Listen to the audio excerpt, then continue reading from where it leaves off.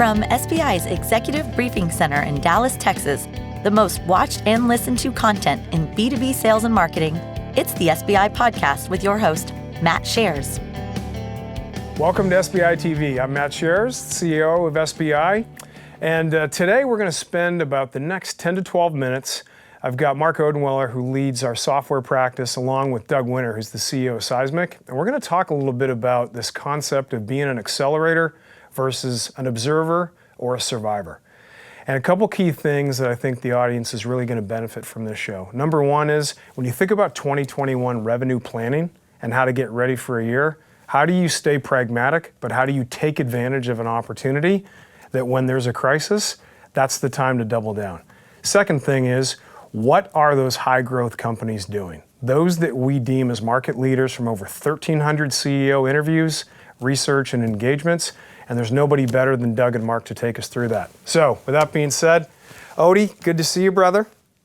You too, my man. So Marc, always. why don't you introduce yourself and Doug, and then we'll jump into the show. Yep, I'm Marc Odenweller. I'm a managing director at SBI. Been here for about 2.5 years. My background prior to SBI was about 25 years in enterprise software. In the channel, running channels, running global direct sales organizations. And in the last 2.5 years have done a number of projects specifically in the enterprise software space for SBI. And with me, I have Doug Winter, who has been a client of SBI. Doug is the founder and CEO of Seismic Software. Doug, these are some of my John McCauley numbers over the last day, but he said over 100 million, under 500 million in revenue, because we're a private company, we don't disclose that number. And he said a little bit less than 900 global employees. So feel free to correct me or fine tune any of that. I know it's a little. Those are nice, big, safe CFO approved ranges. I would big say. Round numbers. Yep. Yeah. So big round numbers. So Seismic is in a sales enablement platform space. What that means is they connect the marketing and the sales organizations together. It's a product that when I was selling and I was in the field, I really wish I would have had. So just giving a little bit more of a drill down on exactly what Seismic does. They arm sales reps with marketing specific content. So they provide very contextual, rich, and customized data to be able to send to buyers, whether it be manual or automated, regardless of who the buyer is, where they sit in the organization, whoever the persona is, and where they are in the buying cycle. Very, very rich, customized content. Yep. So it helps the buyers really understand the value proposition and accelerate the sales campaign for the sales rep. And then once that process and that content is sent through, Seismic has all the analytics on the back end to track the performance of that content and continually modify that process as they go forward. So Doug, I'll let you correct me if I've missed any of that, or you wanna fine tune any of my background. You did a great job, Marc. I think we're ready to sign you up as one of our reps if this SBI thing doesn't work out for you. Yeah, we think of ourselves as the storytelling platform, and in order to accelerate buying cycles, you want to meet each individual's buyer or prospect where they are on their journey. And so we've all mapped, our sales processes into some sort of a buyer exploration journey. And what we want to do is we want to use all the data about that buyer and where they are, and our own knowledge or your own knowledge about your products, and make sure that the right content, the right story, personalized and on message, arrives in the hand of that prospect exactly when they need it. So whether they're early in their journey or where they're at the end of the journey, we want to use technology to help make sure the right story and the right message is showing up at the right time. Fantastic. So Doug, great to see you. Thanks for taking the time. And I guess as a way of getting started, so folks, if you think about recessionary environments, companies really fall into three camps. And I thought, based on the number of requests we get of what does good look like, Doug was representative of somebody who can share some great insights. And those three camps are as follows. You typically see people who are either a survivor, they're on their back foot, and they're overcome with certain situations and certain factors. Some of it's market driven, but some of it is also just the culture of the company where they're playing defense. There's a large majority, like think 2/3, that fall into what we call the observer camp. Think about these people as, I'm gonna manage my install base, I'm gonna try one or two new things, but I'm in a sort of a wait and see mode. And then there's this last camp, just under 10% of folks. And we surveyed over 1,300 CEOs between direct engagements, got a really good cross-section, and this camp of accelerators. And these are people who sort of recognize, if my demand drivers have changed, how do I respond to that? Number two, when I think about my go-to-market engine, what are the opportunities that a crisis allows me to go and do that in normal times I might not have been able to do? We thought Doug would be a great example. Seismic's had an incredible run, lots of exciting things going on. So, Doug, I think with that as context, I'll have you and Marc spend a little bit of time, because obviously you guys have spent some time together, and I think it's going to be a great opportunity for the audience to learn from you. Great. Yep. So Doug, as you think about a three-step process in terms of, obviously we're in a recessionary period right now, and as Seismic's gone through and evaluated the market over the last 6 months, we think of kind of a three-step process: an assessment of current state, and then reimagining your commercial engine, and then how do you think about reallocating resources? So I want to just focus on reassessment on the front end of it. So when you were looking back and it was February, March, and you were with the team and you were thinking about, let's reassess kind of where we're at and where we think we're going to place our bets, what was the process that you guys went through to reassess the market? Yeah, that's, it was crazy. I'll remember very clearly, it was the first week in March, we had our board meeting, and the weekend before the board meeting, one of our board members called us up and said, hey, out of an abundance of caution, we're not going to travel to the board meeting, which is pretty unprecedented. We've always had our board meetings face to face. So board meeting happened, we were elbow bumping, making a few jokes. And on Friday, I looked at my team and I said, you know what, we're tearing all that stuff up and we're throwing it in the trash. It was literally 3 days later when we realized everything's out the window. So reassess is a perfect way to put it. We did exactly that. We took a step back, and I mean, look, at the truth of the matter is, at that point in time, nobody really understood it. I'm not sure they do yet, but we certainly didn't at that point in time what was going to happen. So we made what we thought were a bunch of very conservative assumptions and went through the planning process in a very rapid way to try to figure out, where we could continue to invest, where we needed to be more conservative.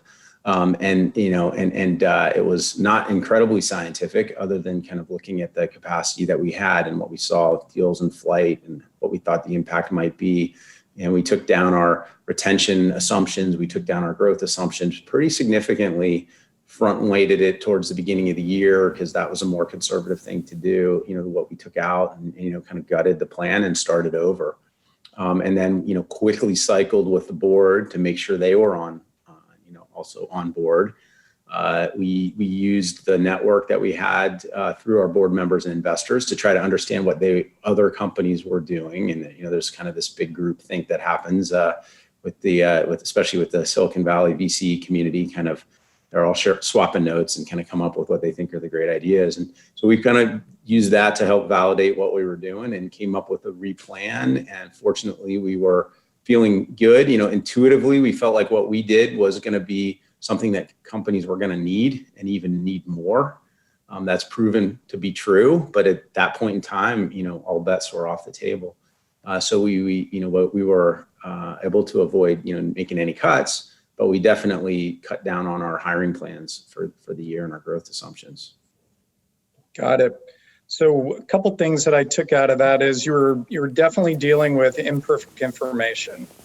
The second piece was that speed was of the essence. So we're going to reestablish our fact base. And then the third piece was we're going to engage the board on the plan. So specifically, as you look at going through that process and engaging the board in that process and helping you to develop your reassessed market opportunity, how has that helped you communicate your strategy to the board going forward? Yeah, really, lean times or a fear of lean times certainly causes you to evaluate your priorities. What's nice to have and what's a must have, and making sure that you're covering the must have, and you prioritize the nice to haves the best way that you can based on the assumptions that you had. So I think it forced us to look at some hard choices. Doug, how did you, so coming out of that and making some of those trade-offs, if you think about, all right, done my reassessment, if I'm going to reimagine how we're going to drive organic growth and what these commercial bets are going to be, like even looking back now, were there one or two assumptions that you pursued that have turned out on the positive? What was the mindset you had then when you were making the decision? And the reason I ask now is Marc made a point about imperfect information. Most of the CEOs, most of your peers right now are wrestling with imperfect information, saying, I want to run that down, but I want to know that if I'm wrong in 90 to 120 days, it's reversible. I don't want to be irreversible, and they get really stuck. And I think something's interesting about you is you seem to either have a level of conviction or a level of being able to see the future where you're a little more comfortable. Maybe it's the founder mentality. Can you just share a little bit about how you did that? Yeah, I think we first of all, I'm not sure that the confidence is as strong as maybe it comes across. We're all still trying to figure this out a little bit on the fly as we go. But I think, look, you've got to commit to plans in order to make them work. But one of the things we did is we prioritized better data. So, we had been, through process with you guys to help us take a look at how we were going to evolve our organization. One of the key findings was we need to really strengthen our sales and revenue operations team and capabilities. I had always felt like better visibility in, 4 quarters out or 3 quarters out was something that we really needed. And we were making investments there, and that became even more important. So we really prioritized things that were going to help us have better data down the road.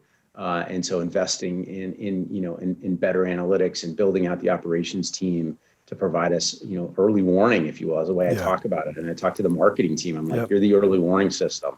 Tell us what to expect. And it's not, I wish it was so scientific that you could say 5 leads equals $5 million, but it's not quite that good.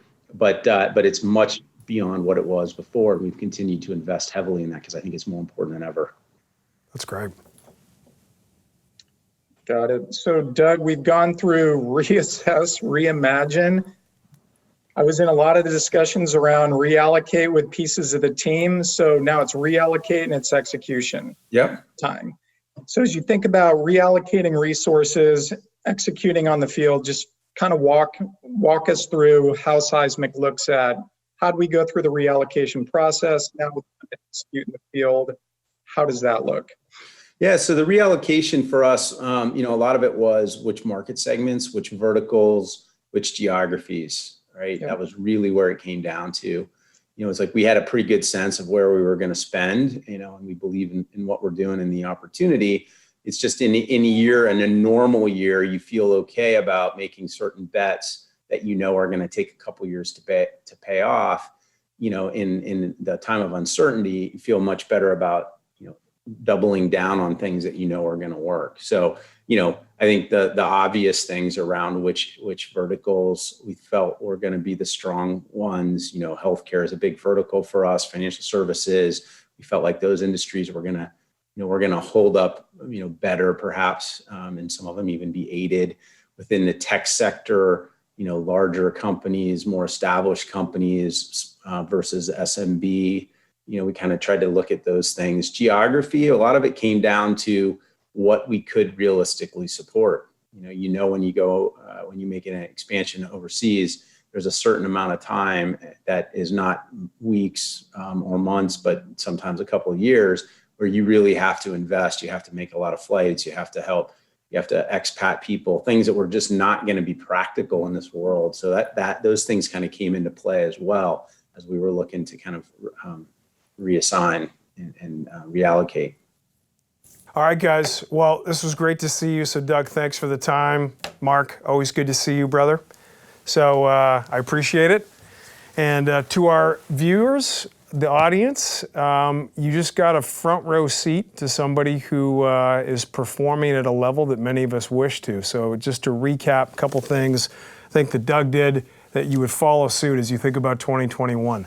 There was an element of how pragmatic they were as they planned. And you heard that. Even in a high growth software company that's doing as well as they are, being pragmatic was still at the forefront. Number two was questioning every assumption and leveraging data. Outside data that Doug spoke about, inside data, and then pulling that thread all the way through. And then lastly was driving that execution cadence to ensure that as they commit to something, the board signs off on it, everybody stacks hands, but if it's not working, you readjust. So take that into 2021 planning, and as always, I wish you good luck as you try and make your number. This has been the SBI Podcast. For more information on the studio, SBI's Executive Briefing Center, our team, or to schedule a workshop, please visit salesbenchmarkindex.com.